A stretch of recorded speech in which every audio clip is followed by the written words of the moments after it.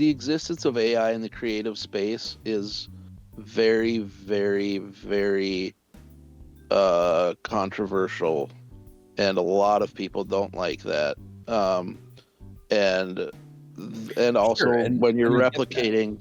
replicating of like a beloved like icon too after they're dead and have no like say in the thing, Like like Peter there's just a Cushing or bunch of Carrie things.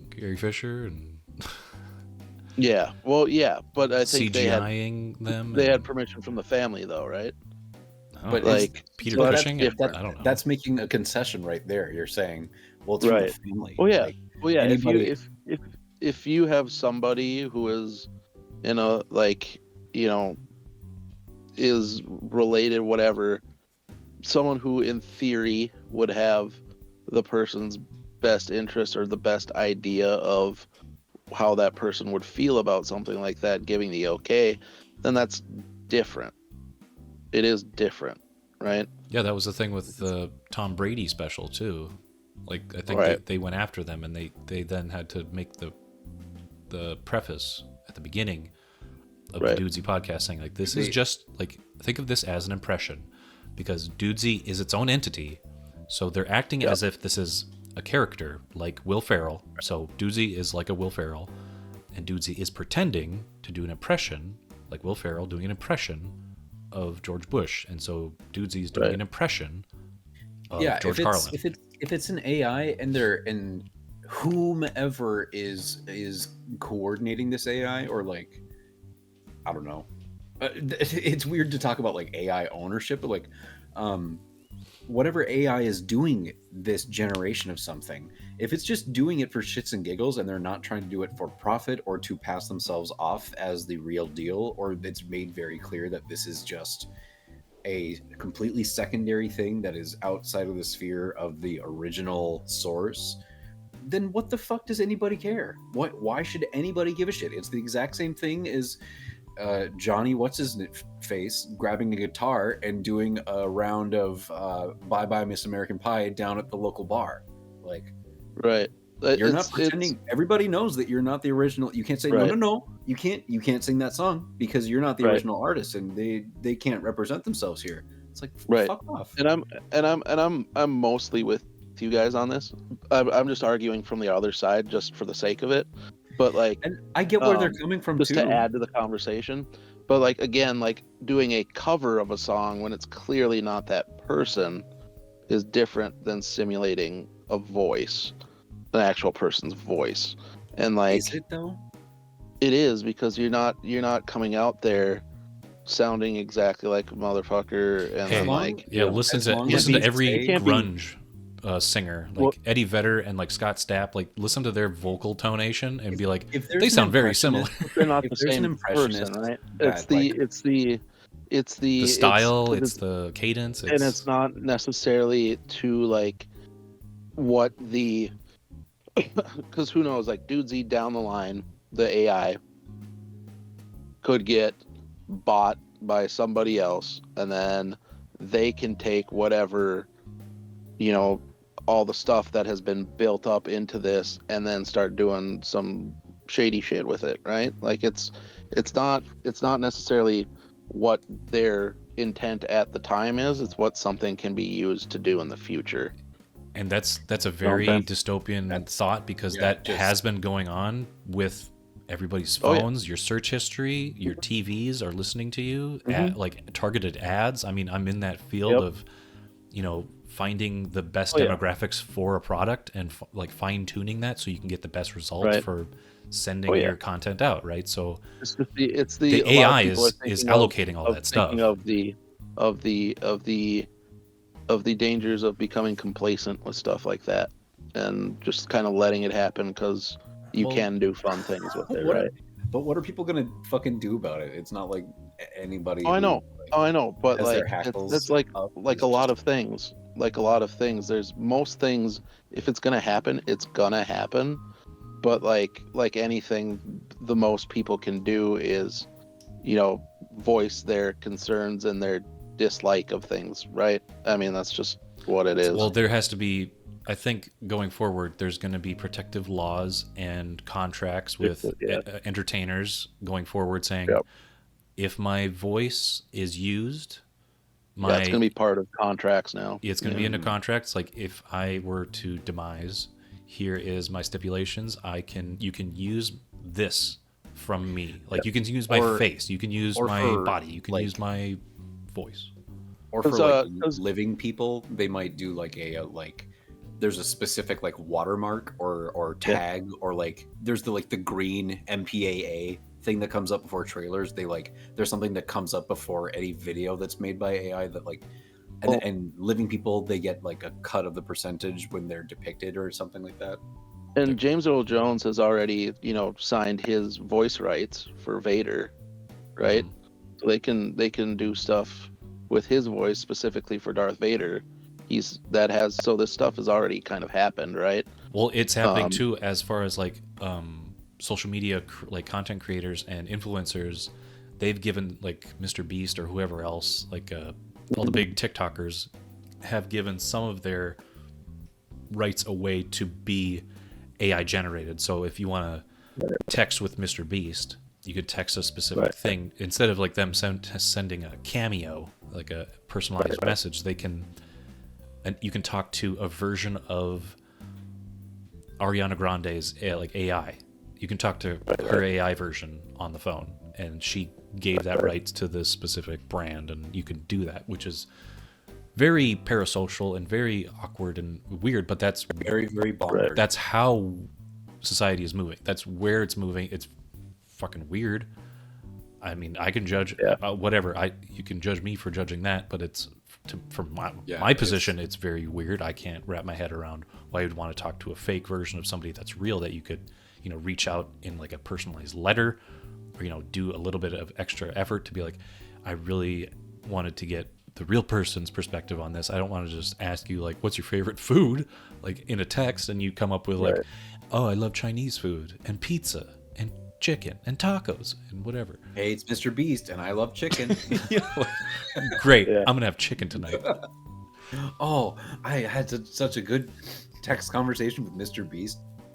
It's weird to add like a third or fourth layer of facade, because you could talk to any AI and you could tell it, hey, pretend you're Ariana Grande. Exactly. Like here's Ariana Grande's like personality traits that she gave an interview for. You don't even have to do that. But if you wanted to, you could do that. If you wanted to, you could. You don't have to pay for a version of it. It's like you could kind of like, this is off the top of my head, it's made me think of a bunch of different things about AI in media that's happened before this resurgence of AI. So if you remember the movie with Al Pacino called like what was it?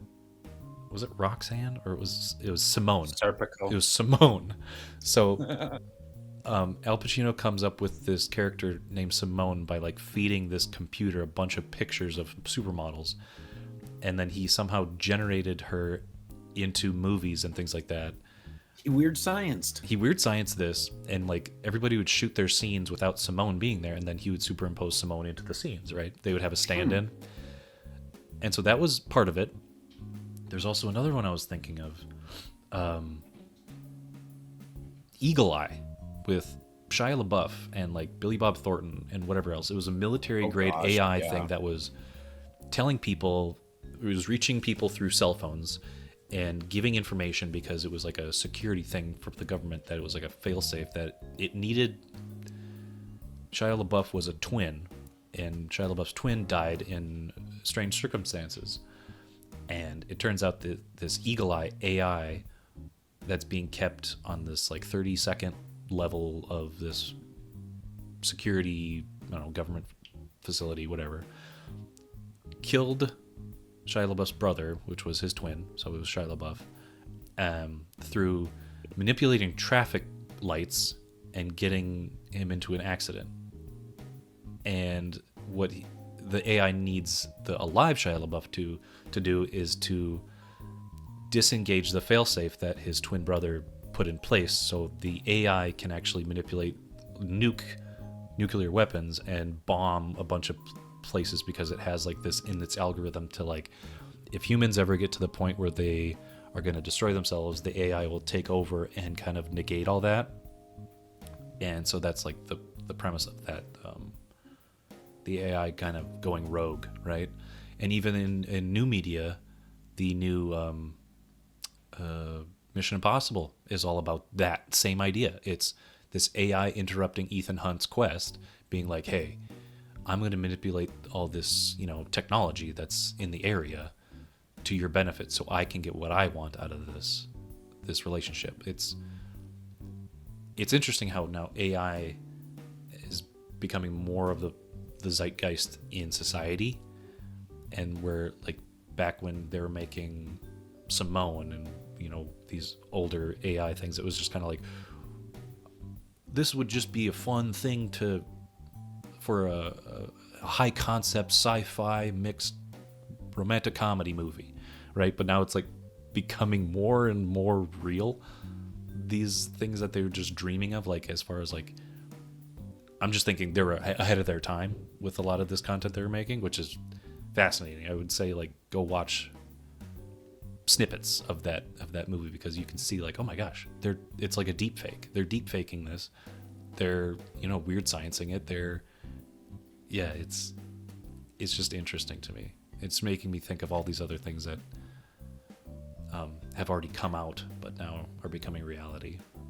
Look, we're not gonna get from where we are here to the holodeck without some road bumps along the way. So Right. let them happen. It is what it is. Tron is AI. Oh my God. Her. Do you remember the movie Her with Joaquin Phoenix? And that was about an AI being kind of brought to the masses, and people started falling in love with their computer. I would not doubt if the new Tron movie is going to heavily deal with the idea of AI. What was the other one? Because that's kind of what they were doing with the idea of God, I fucking AI. Haley Joel Osment. I've forgotten the names that they give them, but like Quora, her like race in Tron Legacy. Yeah. I forget what they call them, but they were kind of trying to do that idea of like a higher level of computer intelligence, and I don't know. I think that you guys are right, where it will start to be incorporated into contracts for pretty much anybody in the creative space, like artists, whether that be comic book or fucking any like major painter that wants to be sold on the market, or actors or musicians, whomever in the creative space. If they want to operate at a certain level, they'll like have it in their contract that if an AI replicates them in some way, shape, or form, they get a certain amount of money for it, or some attribution for something. I don't know. Yeah, like do you recall like all of the major cars companies, right? They have their voice. Like John Hamm is a voice. Lightning McQueen. Yeah, Cars. Yeah. Owen Wilson. Maida. I remember Maida. Do you remember all the major cars, bud? No, like the car companies. They have like, John Hamm was one. I think Ron Perlman did a certain car. I forgot which one, but Will Arnett did a few car commercials. Like, I could imagine the people that do voiceovers that are popular. Like just VO, be like, you mean? Just doing VO, yeah.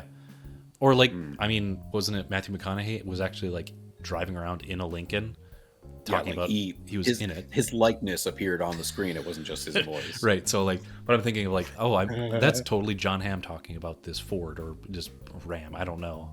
But why is Will Arnett telling me to eat a Reese's?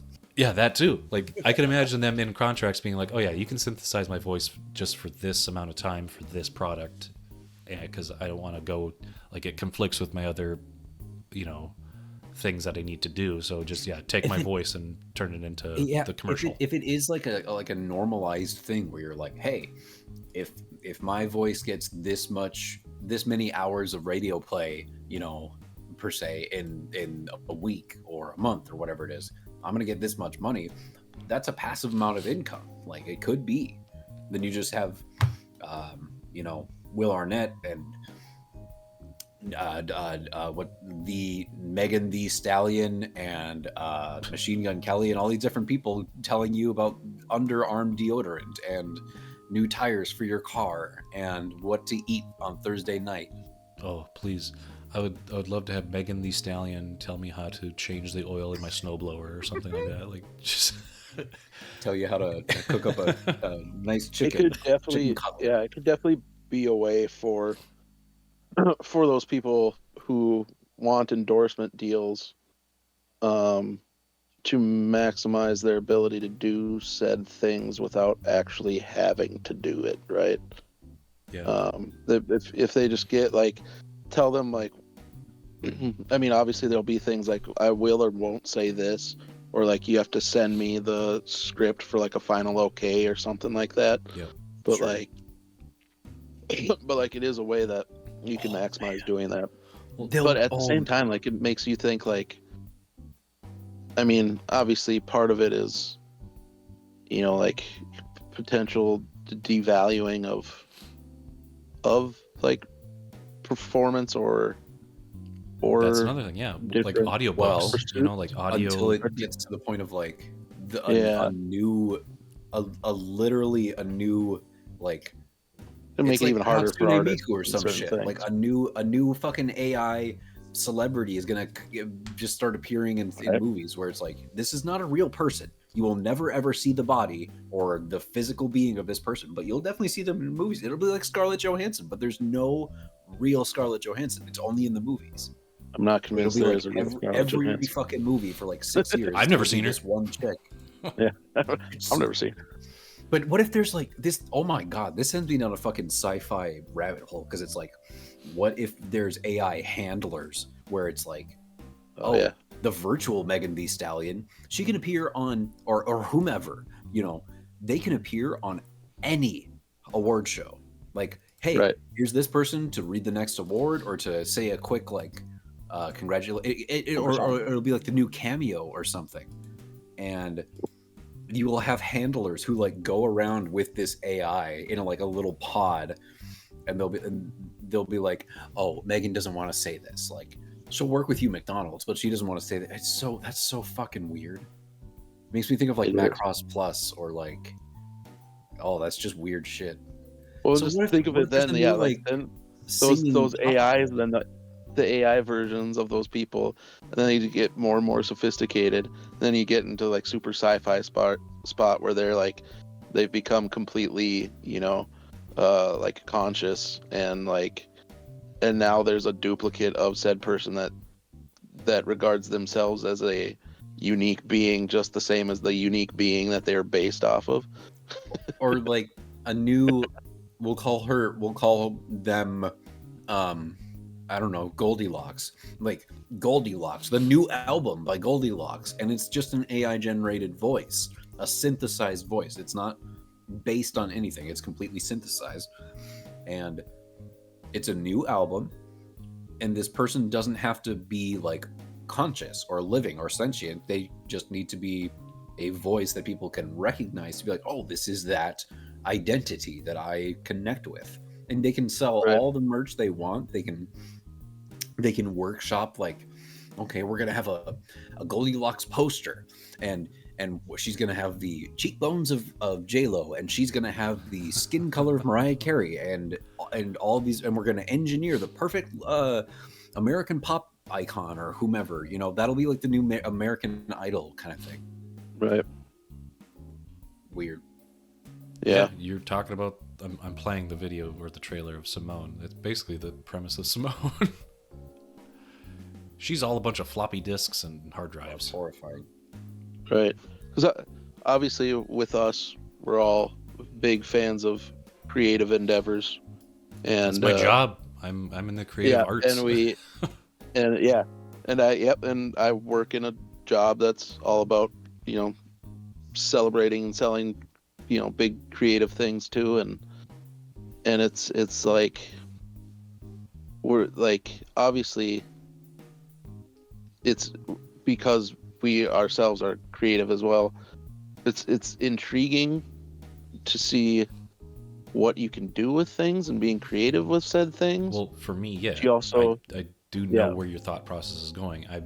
I'm yep, of that mindset where I can't rely on other people a lot of the times to help me yep, do something or come along with me for that like big long commitment, right? So I don't want to like yep, either bother people or like do things. So I'm like, oh fine, I'll freaking do it myself. I've been doing it for myself for the yep, past like 10 years.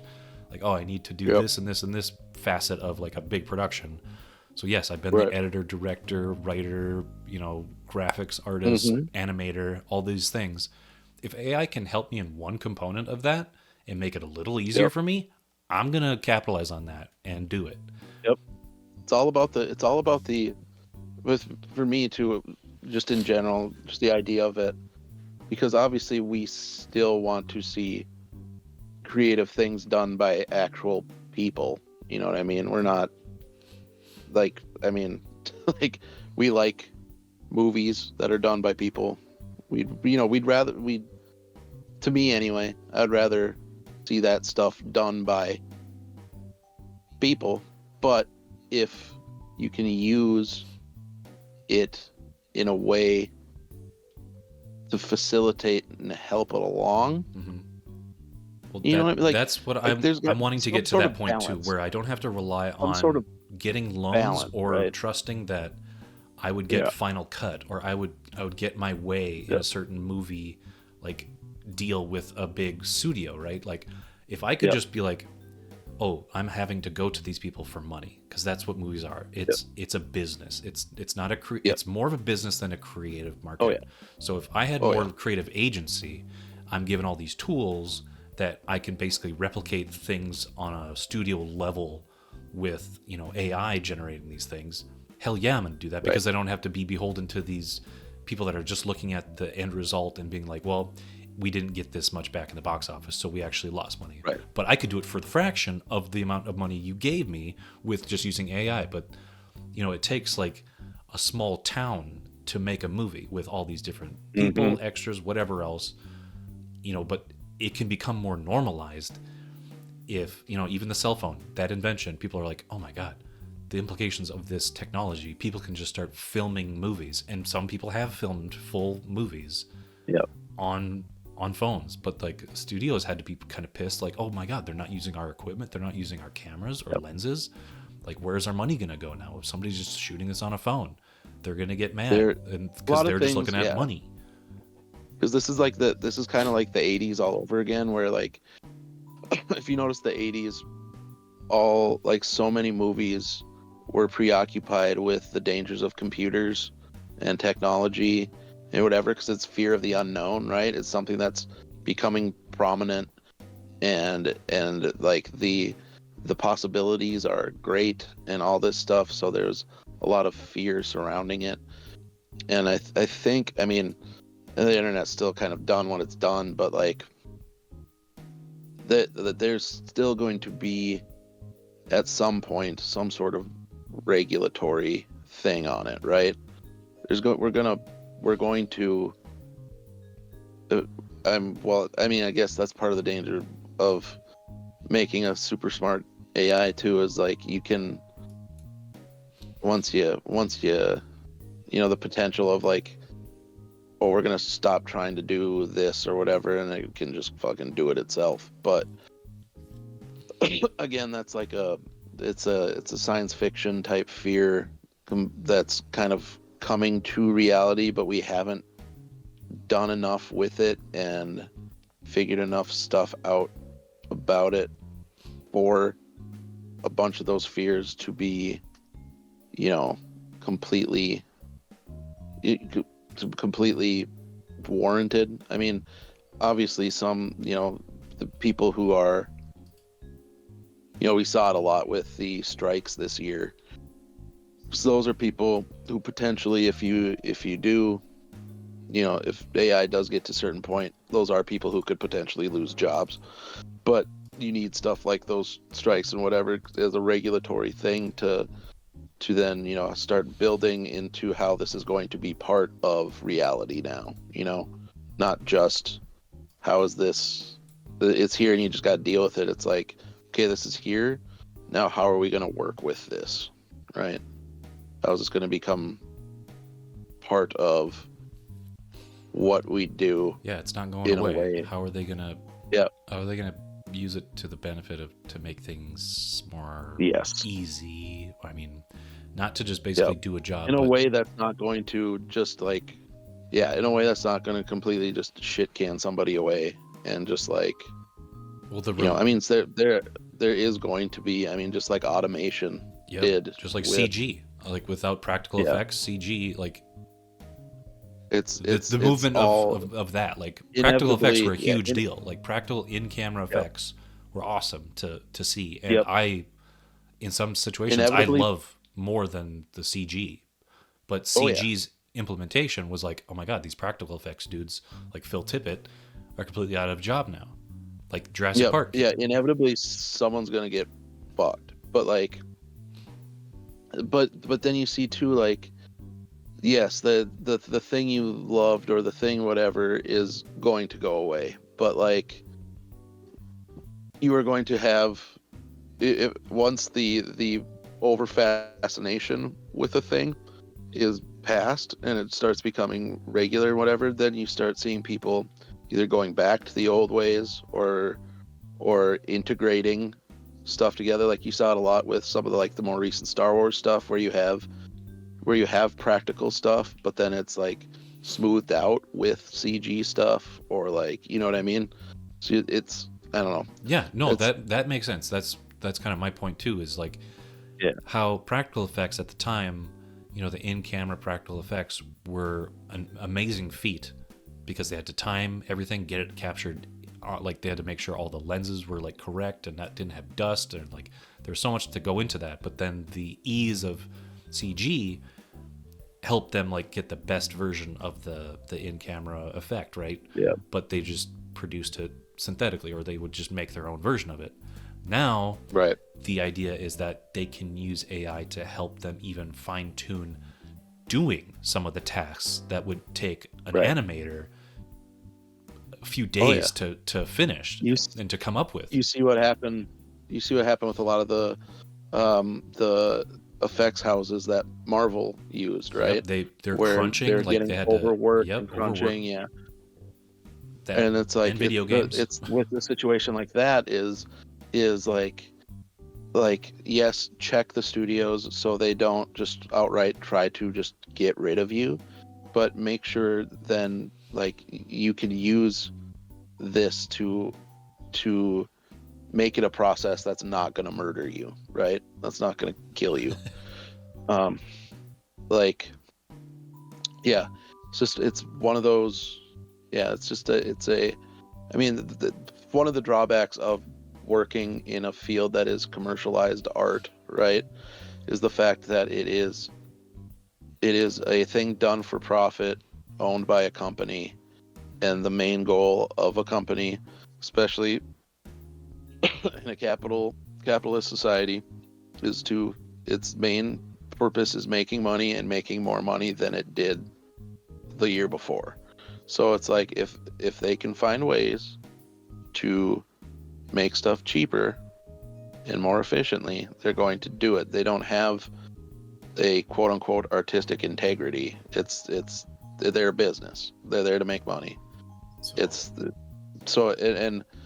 And it's not, you know, it's not ideal. And I mean, people who want to make art can still make art. It's just the stuff that that we're going to see as a commercialized art is going to transform somehow. Whether it ends up being a good thing or a bad thing, we don't know yet. But we need to tear down the current system, get rid of the old system, make way for the new system. What that is, I can't say, and I can't tell you what it looks like. Not hither nor thither, not high or low, but I think that trying to build on what has already come, like it's very shaky right now. It would be easier to just start from scratch a little bit and in a perfect world, in a perfect world, I would love for everything to be done by a human hand, because part of what makes art interesting and unique and cool is the human element. But Well, that has been art for a long time, and we can exactly, get into that idea too, because I've been listening to, since we've been watching Twin Peaks, I've been listening to David Lynch talk about the media of, you know, moving from film to digital, and how a lot of directors, you know, like Quentin Tarantino, like I always put David Lynch and Quentin Tarantino as like opposing ends in some cases, because Quentin is looking at the business as he grew up on this, right? He grew up watching films from the 70s, from a certain era, and he's been thinking about those movies and trying to replicate that style and that sense of time and place in most of his movies. right? He loves that setting, and he takes like influences and other things from other movies and like repurposes it. Like Reservoir Dogs is basically The Thing. The Hateful Eight is basically The Thing. You know, like Right. the Inglourious Bastards was basically Inglourious Bastards. But like, you know, he takes from what he loves, and he likes the process, and he likes, you know, the writing and all this stuff. David Lynch likes digital because it gives him the freedom of not having to find and source out the film from like a studio, and, you know, Right. get the cameras that run it. And digital just gives him that freedom of like, I'm a really creative person.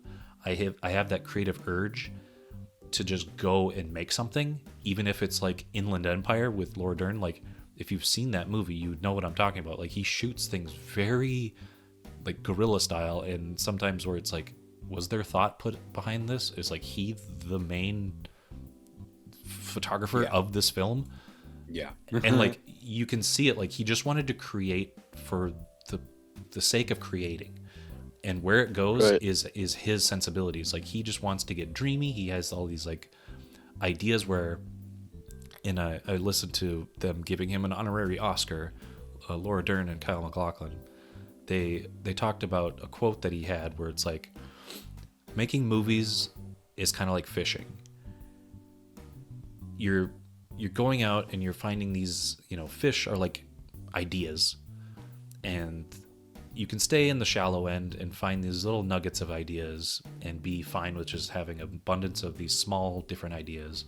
But if you go out into the deeper waters and you actually, you know, find these really abstract, kind of weird, deep, you know, fish that are out there, you have this like investment. They're huge or whatever, they are bottom feeders or whatever. These ideas get kind of strange, but if you dig deep enough, you can get something that kind of resonates on that kind of level that he's trying to seek.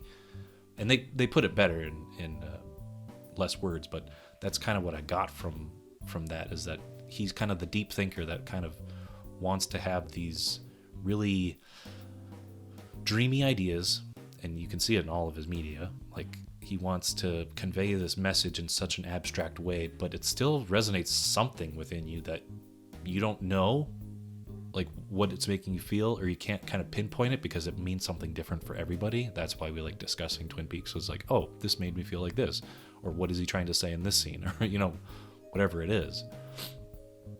And so yeah, that's just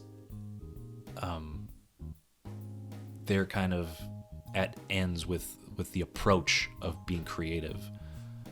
And I could see like David Lynch kind of capitalizing on doing something with AI, like something. I don't know what that is, but he would like turn it into something weird. I know that he would do something fun with it.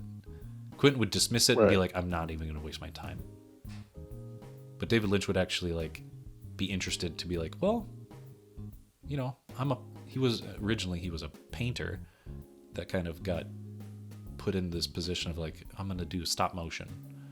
And then he started going from there and making more visually enticing movies. And I'm playing a really bare bones kind of paint by numbers movie trailer for Simone. We're talking about David Lynch's deep ideas, where this is just at face value, just I don't know what kind of insight or direction they were thinking of when they were making Simone. So yeah, that's just kind of like a quick discussion of like what creative people could be using AI for to help them envision their ideas better. And that's what I'm for. If it can help somebody envision an idea, hell yeah. Yeah. It's the, like, I mean, obviously, because we are operating in a quote unquote early days of something like this, at least the early days of it becoming like having an effect on stuff, it's like, you know, obviously it's just like I was talking about with the 80s stuff, where it's like we're projecting a lot of fears onto it that are valid, but we just don't know where the stuff's going to go, and their context will be important, how we use it will be important, but there's potential, and there's a potential for a way to it not screw over a lot of people too. So we just won't know until it happens, right? Yeah. So well, we just gotta hope it goes. Yeah, right. Because they're going to put all these barricades to kind of negate all these different things. We're gonna regulate it. Yeah. Which, I mean, it doesn't, something that can be as, you know, in our minds anyway, can be as like paradigm shifting as, you know, like an AI, like a super smart AI could be. It's not a bad idea to throw some potential rules down, but I don't know. I don't trust myself. I don't know. No. The whole thing seems like a paper doll. Yeah. You know. But it's going to be, it has the potential, I guess, to be just like anything else that we're talking about, where this is going to replace this, and people are going to be mad because this isn't going to be there anymore, and people are going to get screwed out of jobs, and it's just the next line of that. But the thing with those things too, sure, they're not, you know, universally used anymore, but there's still going to be people who are going to want to be using that and doing it at a high level, you know, for as long as we're doing this. You know what I mean? Like, you have people who have big stuff in the box office, like Christopher Nolan, who still wants to shoot on film, right? Who still, you know, who wants to do practical effects. This is a dude who had, you know, one of the biggest movies of the year, and he touts that almost, if not none, like, of the stuff was CG, you know, and he shoots a lot of stuff on film, and so this is a big budget or big, you know, studio movie, and they're not forcing him to use the latest stuff. You know what I mean? I think it's safe. I think it's definitely safe to say you can't stop this train. No, you can't. Once you can't put back in the box. You don't put baby in the box. Gravity. You know what I'm saying? Yeah. Are you switching up your phrases? No. It's like Racha was. Don't put baby in a box. It's kind of like the edge of desire, you know? As soon as I said, like, once you let it out of the box, you can't put it back in, and then immediately my baby in a box. I like that phrase. I'm going to start using that. You know, baby in the box. Hey, don't put baby in a box. Let's get some clarity, okay? So don't put baby in the corner or whatever it was. Yes. Who says? Yeah. Yeah, I can put baby in a corner. Shut up. Let me do what I want to do. It's my life. Baby in the box. It's my money. Eric, I want it now. Regardless of you getting mixed up about a baby in a box, I still feel like you're man. Yeah, good. Whether it's St. Patrick's Day or in your atmosphere, heartbreak warfare. Yeah. I've been speaking in mostly John Mayer song titles for like almost 5 minutes. Good. I'm glad that that's something that you do. You started talking about David Lynch and getting dreamy and it having like a specific meaning and effect, and I was just like, John Mayer, yes. Oh, there's the connection. There's the rainbow connection there. John Mayer. Always. Yeah. Somewhere you'll The find Elephant it. Man, of course. Yes. Please stuck with me. I'm sorry. It's in the blood. Well, you don't put baby in a box. Right. That's all. Don't put baby in the box. I look at that sweet man in the coif of his hair with his guitar, and I say, "Come back to bed, Elephant Man." Jeez. That's the title of one of his songs. "Come back to bed." But I'm still going. You're still going, man. Did he sing your Why, body's we talked about AI enough? Like yeah. no. See, that's not on here that I can see. I see bigger than my body. Ooh, But like no the body Elephant is a Man. wonder. Oh, well, the Elephant Man would write a song called "Bigger Than My Body." Oh wait, is she a great big Your elephant body man? is an elephant man? Stop! That's not the Elephant Man. Yeah, we have Your talked about body is an AI, elephant man. and we're gonna keep talking about AI. I mean, whenever something like this comes up, and this was kind of instigated from the dudesy getting backlash of replicating George Carlin. But I do like where our conversation goes and the paths that it takes about just being creative and what this means. And I mean, yeah, I would love to hear other Realistically, people's. We're sailing into murky waters, and there's some cool potential, and there's some spooky potential. But we're It's looking just at gonna it. be something. looking to at keep, it in the full scope. It's something to keep tabs on because it's just gonna keep going. Mhm. There's no Yep. point getting up in arms about it. Let's just. Nope. We're in for the ride. Strap We're in in, for it, love. and let's see what we see.